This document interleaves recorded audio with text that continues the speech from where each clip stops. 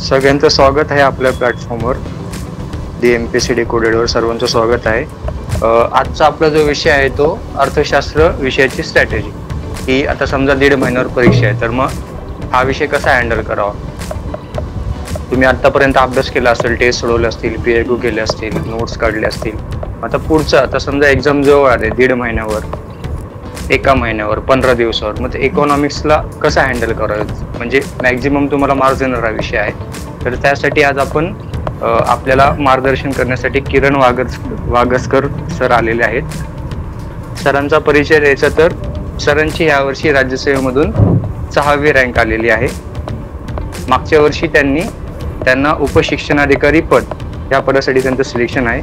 त्याच वर्षी म्हणजे 2021ला STM म्हणून सुद्धा त्यांचं सिलेक्शन आहे आणि 2018 मध्ये कर निर्धारण व प्रशासकीय अधिकारी म्हणून त्यांचं सिलेक्शन आहे. तर किरण सरांचं आपल्या प्लॅटफॉर्मवर स्वागत. सर, तुम्हाला आवाज येतोय का माझा? येस. हो सर, येस. सर्वप्रथम सुदर्शन सरांचं आभार मानतो की त्यांनी मला या चॅनलवर बोलवलं आणि तुमच्या सर्वांना नमस्ते. पाहिलं, आता माझा विषय दिला होता सरांनी इकॉनॉमिक्स फ्रीसाठी काय करावं, आणि आपल्याकडे सध्या 1.5 महिना आहे. या 1.5 महिन्याचा कसा उपयोग करता येईल आपल्याला जास्तीत जास्त हे पाहणं गरजेचं आहे. आता इकॉनॉमिक्सचा अभ्यास सुरू करताना सर्वात पहिला पाहण्याची गोष्ट म्हणजे सिलेबस. सिलेबसमध्ये नेमके कोणते पॉईंट दिलेत ना, ते आधी नीट वाचून घ्या. इथे मी तुमच्यासाठी रीड करतो. आर्थिक व सामाजिक विकास, शाश्वत विकास, दारिद्र्य, समावेशन, लोकशाही, सामाजिक क्षेत्रातील उपक्रम. आता एवढेच टॉपिक आपल्याला सिलेबसमध्ये आहे. तर आपल्याकडे एक तर टाइम कमी असतो, पूर्ण पुस्तक वाचत बसणं संयुक्त ठरत नाही. मग हे जे सिलेबसचं जे पॉईंट दिले त्याला धरून वाचणं खूप गरजेचं आहे. 2 गोष्टी महत्त्वाच्या आहेत, एक सिलेबस आणि दुसरं क्वेश्चन पेपर्स. हे पाहायचं की क्वेश्चन पेपरमध्ये याच्या आधी कोणते प्रश्न आले, कोणत्या टॉपिकला किती वेटेज दिलं होतं, हे पाहणं खूप गरजेचं आहे. आधी ह्या अनालिसिस तुमचं असणं गरजेचं आहे. नाही तुम्ही घेताल एखादं पुस्तक, डेस्ले घेतलं, सुरू केलं पहिल्यापासून शेवटपर्यंत, पण डेस्लेचे फक्त काही टॉपिक्सच फ्रीला विचारले जातात. सहकार विचारलं जाणार नाही किंवा मग शेतीविषयी विचारलं जाणार नाही. जे पहिल्या सेक्शनमध्ये काही टॉपिक्स आहेत तर त्यात विचारले जातात. आणि पार्ट 2 मध्ये शाश्वत विकास असेल, समावेशन असेल, पार्ट 2 म्हणून करणं गरजेचं आहे. तर पहिली गोष्ट काय वाचावं हे कळालं पाहिजे. काही वाचून जमणार नाही, स्पेसिफिक वाचणं गरजेचं आहे. आणि दुसरी गोष्ट तर क्वेश्चन पेपर सांगितले की 2015 पासून किंवा आधीपासून जरी केलं तरी चालते, पण 15 पासून अनालिसिस करायचं की कोणत्या टॉपिकला किती प्रश्न विचारले, काय वेटेज दिलेलं आहे. आता तुम्ही पाहिलं, आता 23चीच आपण क्वेश्चन पेपर घेऊ.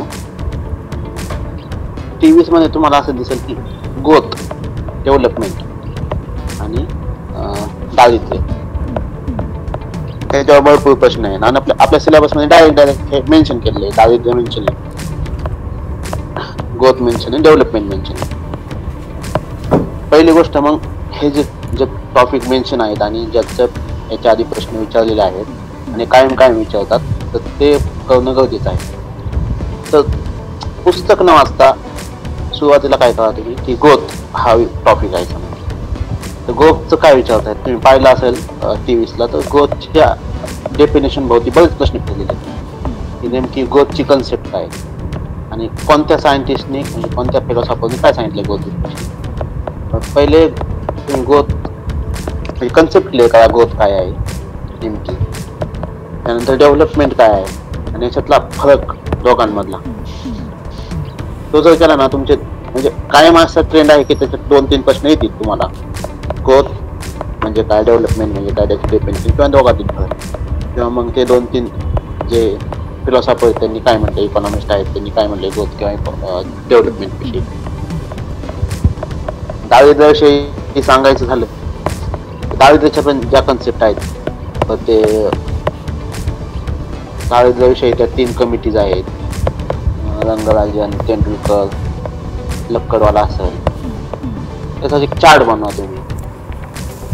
प्रत्येक याच्यात मग त्यांनी काय सांगितलं, कोणत्या वर्षी स्थापन झाली होती, त्यांनी दारिद्र्य रेषेची लिमिट काय सांगितलं, हे व्यवस्थित लिहून टाका. आता ह्या चार्टवर काय प्रश्न तुम्ही पाहू शकता, 23 ला पाहू शकता, 22 ला पाहू शकता. 1 किंवा 2 प्रश्न. आता 23 मध्ये बहुतेक 2 प्रश्न आहेत त्याच्यावर. हे रंगराजनवर आहे बहुतेक आणि तेंडुलकर आहे. ह्या 2 कमिटीजवर डायरेक्ट प्रश्न विचारले. म्हणजे तुम्ही असा फोकस स्टडी केला ना, तुम्हाला मार्क्स पण पडतात, कमी वेळात पण अभ्यास होतो तुमचा. हा चार्ट करणं खूप गरजेचं आहे. हा चार्ट तुमचा रिवाईज झालाच पाहिजे. तुम्ही प्रीच्या नोट्स काढताना हे आलंच पाहिजे. पहिले गोष्ट ग्रोथची डेफिनेशन, डेव्हलपमेंटची डेफिनेशन, दारिद्र्याची डेफिनेशन, दारिद्र्याचे जे निर्देशांक आहेत ते, आणि ह्या 3 कमिटीज, आणि दारिद्र्याविषयी अजून काय असेल माहिती ती तुमच्या नोट्समध्ये आली पाहिजे. शिवाय बेरोजगारीवर पण प्रश्न विचारतात. बेरोजगारीच्या पण त्या डेफिनेशन आहेत, त्या तुम्ही शॉर्ट मध्ये तुमच्या नोट्समध्ये आल्या पाहिजे.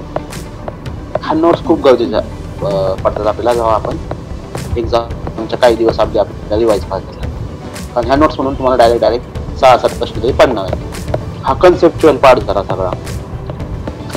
आता फॅक्च्युअल मध्ये इकॉनॉमिक्स मध्ये कसं विचारलं जातं, ज्या करंट योजना आहेत सध्याच्या, त्याला धरून प्रश्न विचारले.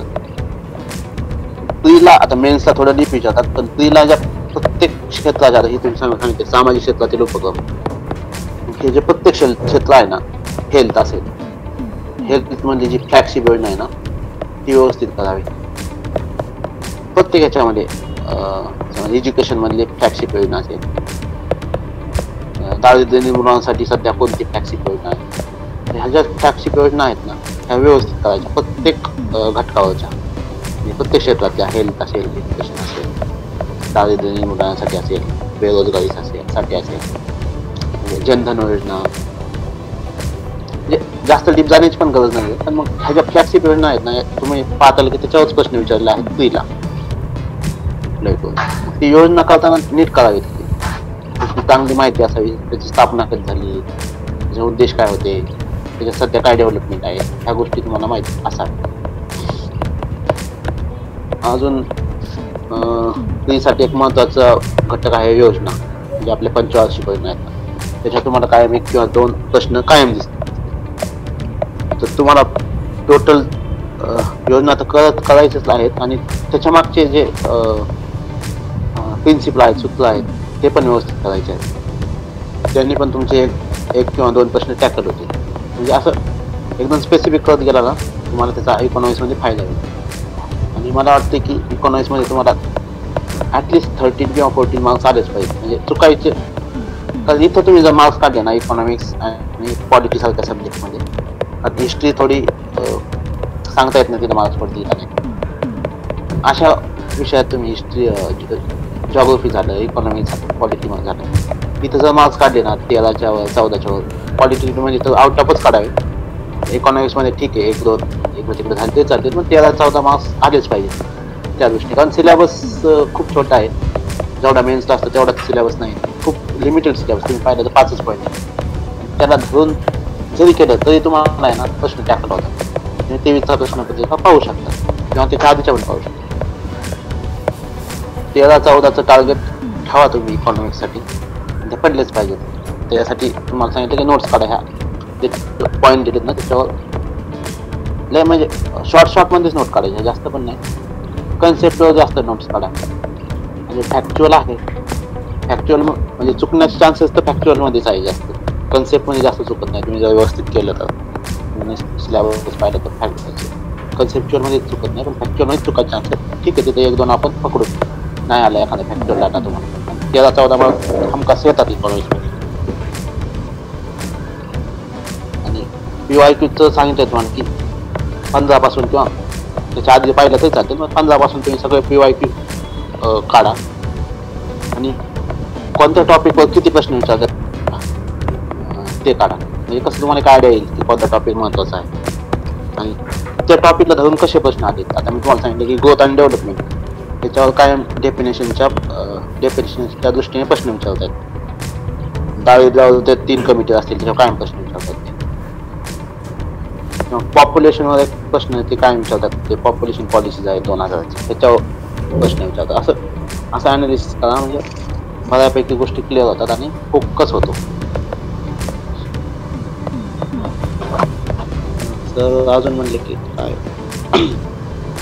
रिव्हिजन कसं करा. रिव्हिजनचं पण सांगितलं तुम्हाला की तुमच्या नोट्स पाहिजेत. नोट्स असल्यावर काय होतं की पट दिवशी रिव्हिजन होते आणि तुम्हाला असं वाटतं नोट्स पण अशा शॉर्ट काढायला. तुम्हाला असं वाटतं की सगळंच लिहावं, सगळं नाही लिहायचं, शॉर्ट मध्येच लिहायचं. कसं असतं की आपल्याला 3 सेंटेन्स दिले असतात, ठीक आहे, त्यातले 2 जरी आले तरी आपलं उत्तर येतं. 3 यावं असं काही नाही. त्यामुळे नोट शॉर्टच असतात आपल्या. आणि असं होतं की बहुतेक वेळा 2 कन्सेप्च्युअल असेल, तिसरा फॅक्च्युअल असेल, 2 आपल्याला माहित असेल, तिसरा माहित नसेल तरी चालते, ते एलिमिनेशनने आपल्याला जमतं.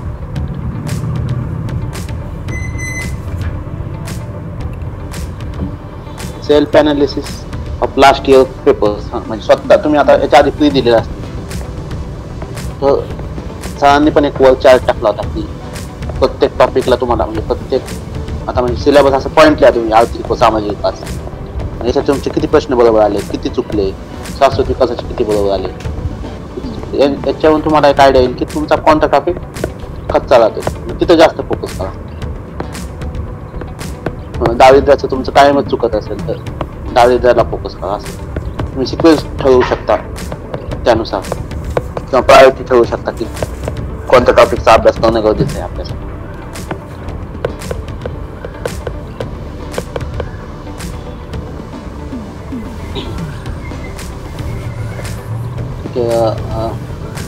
रेफरन्स बुक तुम्हाला सांगितलं तुम्ही देसले सरांचं बुक मी रेफर करायचो.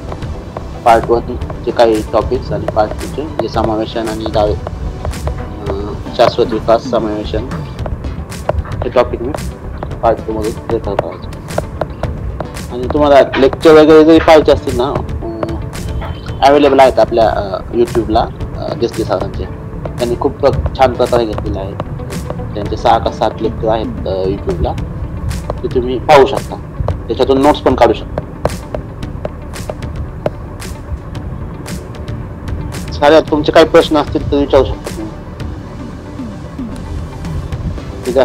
येस ज्यांना काही क्वेश्चन्स असतील, काही डाऊट्स असतील परीक्षेबद्दल, त्यांनी विचारा. हँड रेस करतो. दुकानाविषयी विचारू शकता किंवा ओव्हरऑल विचारू शकता. हो, काही विचारू शकता तुम्ही. हँड रेस करा किंवा मला मेसेज करा, मी ॲलो करतो.